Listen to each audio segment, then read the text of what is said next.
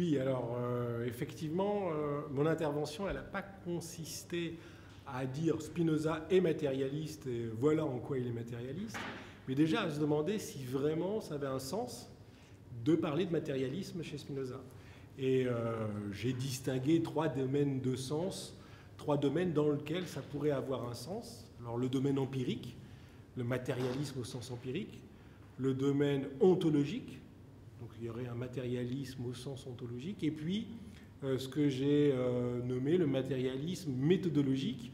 Alors il y aurait un sens du point de vue de la méthode de Spinoza à parler de matérialisme. Alors qu'est-ce que ça veut dire ce matérialisme empirique, ontologique, méthodologique? Le matérialisme empirique, c'est le matérialisme de l'expérience quotidienne. Quand on dit de quelqu'un, tiens, celui-là, il est assez matérialiste, qu'est-ce qu'on veut dire? On veut dire que c'est quelqu'un qui est assez polarisé sur les biens matériels, qui aime bien son confort, qui aime bien l'argent, qui aime bien les plaisirs de la chair. Alors, est-ce que, dans ce sens empirique de être matérialiste, est-ce qu'on peut dire qu'il y a quelque chose dans la philosophie de Spinoza qui rejoint ce sens-là?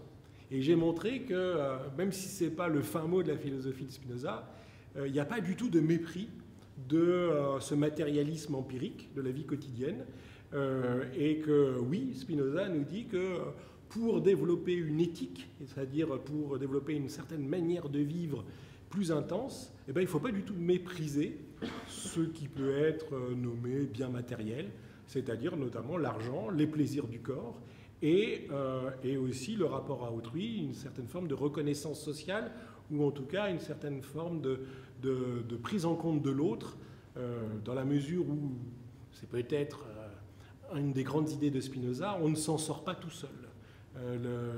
L'égoïsme bien compris est aussi une forme d'altruisme. Alors l'autre sens de matérialisme, sens ontologique, ça c'est vraiment le matérialisme plus philosophique. L'ontologie, c'est le discours sur la nature de la réalité, de l'être. Alors est-ce qu'on pourrait dire que Spinoza est matérialiste au sens ontologique, c'est-à-dire au sens où il pense que toute la nature ou tout l'être ou tout le réel n'est que de la matière? Et au fond, la pensée, ce serait qu'une émanation ou une fonction de la matière. En ce sens-là, non.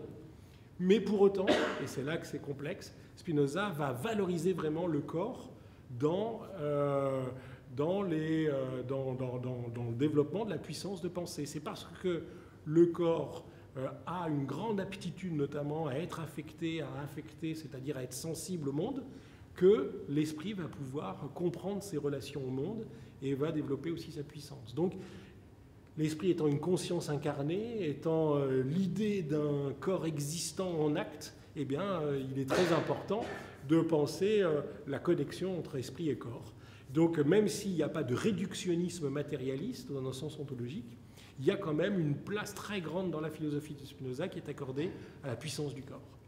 Et puis, méthodologiquement, c'était le troisième sens que j'avais distingué, on peut dire que Spinoza est matérialiste au sens où tout ce qui est de l'ordre de l'esprit, les idées, les sentiments, notamment ce qu'il appelle les affects, eh bien, il va les étudier comme s'il s'agissait, dit-il, de lignes, de surfaces de corps, c'est-à-dire il va en faire des phénomènes matériels qui sont soumis à des lois, à une nécessité, et comme les phénomènes matériels, atmosphériques ou autres. Et donc, il va falloir penser la vie psychique, la vie intérieure, à travers une certaine forme de nécessité. Et on pourrait dire qu'il y a une physique de la pensée comme il y a une physique de la matière chez Spinoza. Tout l'enjeu du coup du spinozisme, c'est de comprendre comment dans le déterminisme, dans cette nécessité absolue, eh bien, il y a une place encore pour la liberté. Et cette liberté, ce n'est pas du libre arbitre, c'est ce qu'on a essayé de développer. Ce n'est pas quelque chose qui est donné dès le départ, une liberté au sens d'une puissance indéterminée, mais c'est une augmentation de sa puissance, c'est une libération par rapport à certaines manières de vivre, de manière inhibée ou des manières impuissantes, pour développer sa puissance. Et donc, c'est aussi en comprenant ce matérialisme méthodologique qu'on peut comprendre une perspective éthique de la philosophie de Spinoza.